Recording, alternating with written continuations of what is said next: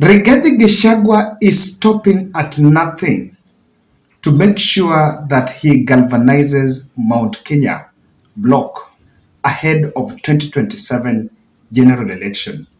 But political pundits are asking whether he's doing this in the interest of William Ruto's re-election or his own motive. Ladies and gentlemen, in this episode, I want us to look at the backroom politics behind the race to get William Ruto's nod as a running mate in 2027. This is the bold analysis, and my name is Kevin Oduor.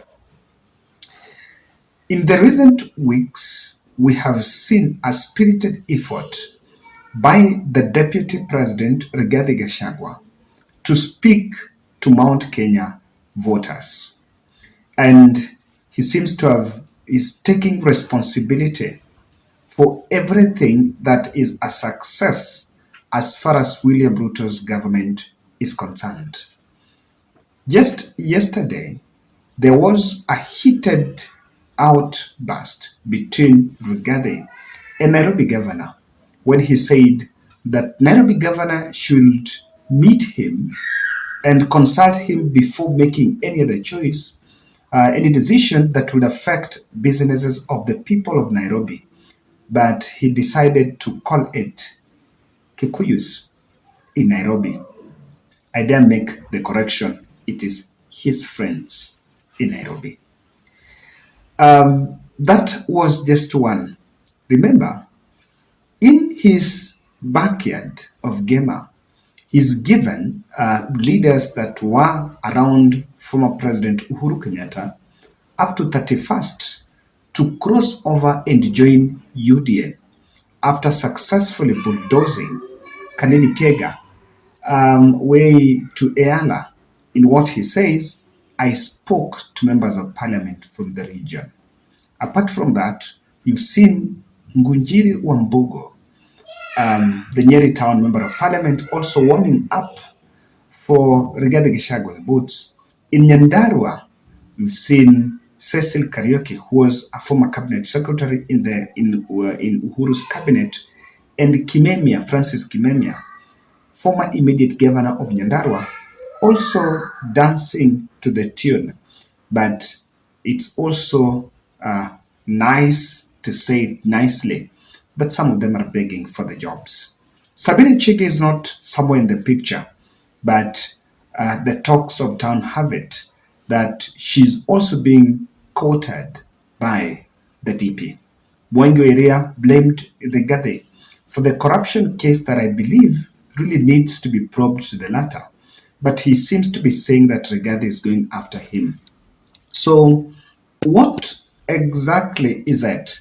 The biggest challenge here is that the deputy president has remained a lonely man, or this is already putting him on a collision path with the rest of other politicians.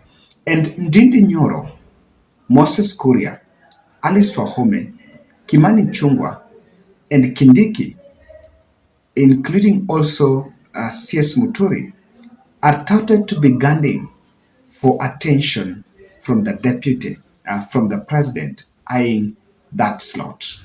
And what unsettles Rigathi, according to reports, is that there is a backroom conversation that in the quest of trying to wrestle that position from him, that party and some political operatives are pushing for the party structure to be activated so that the presidential candidate and the running mate will have to get the nod of the delegates from the big party. And remember, as we talk now, there is no official party that DP Ruto, that Ruto will be using for his re-election. And this is, in this election, we understand, you know very well that the DP was not the first choice, but he made sure that he made his way. Many people say that he forced his way.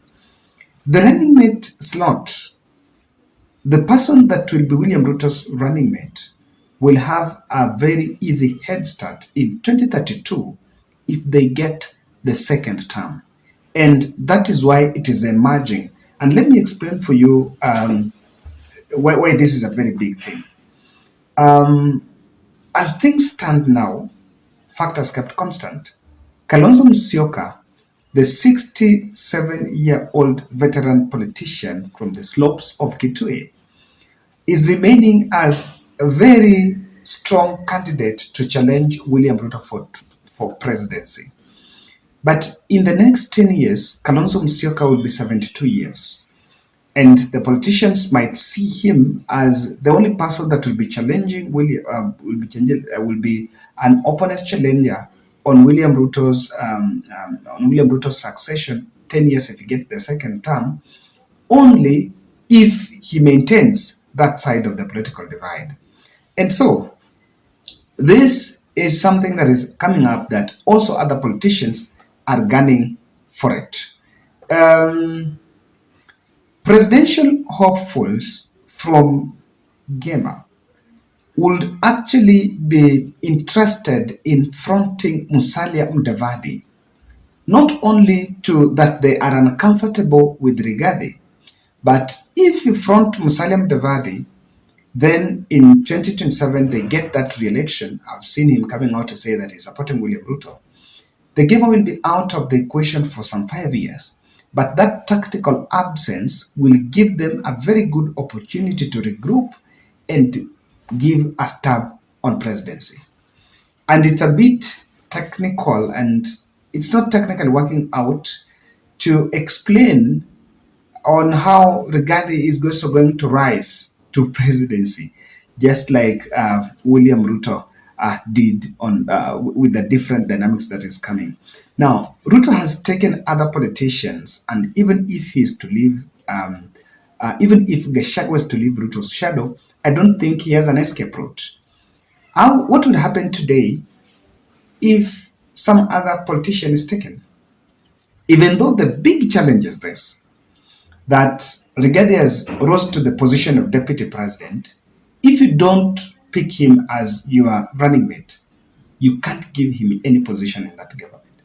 To the deputy president, that is the most senior, second senior most position. So you can't put him as a cabinet secretary, and that would be the end of Rigathi. In simple terms, that would be the end of Rigathi. And however, the burden of incumbency coming, I can tell you that the president will escort Rigathi to the slaughterhouse comfortably. You know why? Who would give Rigathi a very good trap by endorsing him in his succession and knowing very well that Rigathi is blindly carrying the burden of incumbency. I know many people are underestimating, and in our talks, some people say that, look here, if William Ruto is supporting a candidate and is a president, that candidate is going to win. Cannot. You know why? Incumbency is a big problem because the people of this country, we've taken a culture that a president will serve for 10 years.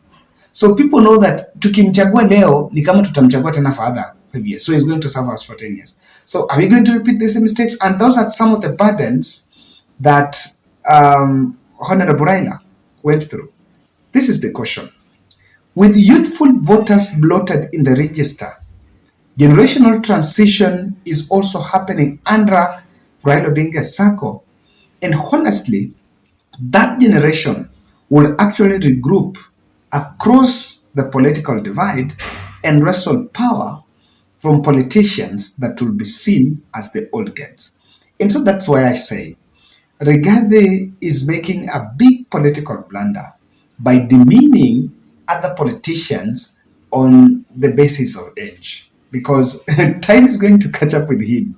I don't know how long, I don't know the age, but he's also not a very young person. In the next 10 years, he will also not be the young person he thinks he is today, and reality is going to catch up with him. Either way, I repeat, Ruto will have to escort Rigathi to his slaughterhouse, since even Kalenjin leaders are uncomfortable with him And the easiest thing to do is to make sure you endorse him so that Musalia Mudavadi would chart a rebel path with probably UDA rebels or even merging with Raila Odinga team. So this is what it is, that the debate, the discussion about Rigathi trying to make his way, it is not about Mount Kenya, that they brought votes.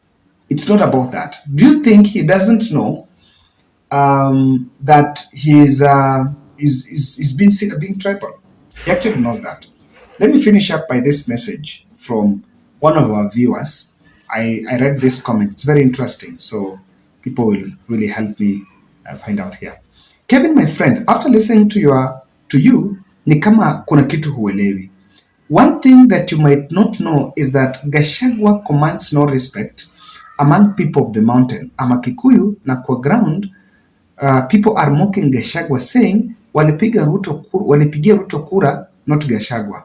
Number two, nearly for the Kikuyus who voted for Raila, the disdain for Ruto and Gachagua is ingrained.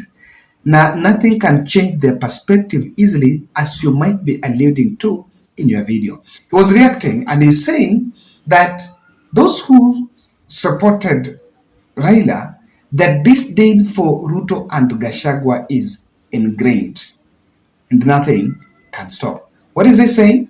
He's simply saying that the votes that Raila got or Raila team got from Gema could still be intact. Let me finish by saying happy birthday to Ben, President William Samoei Ruto. Hello.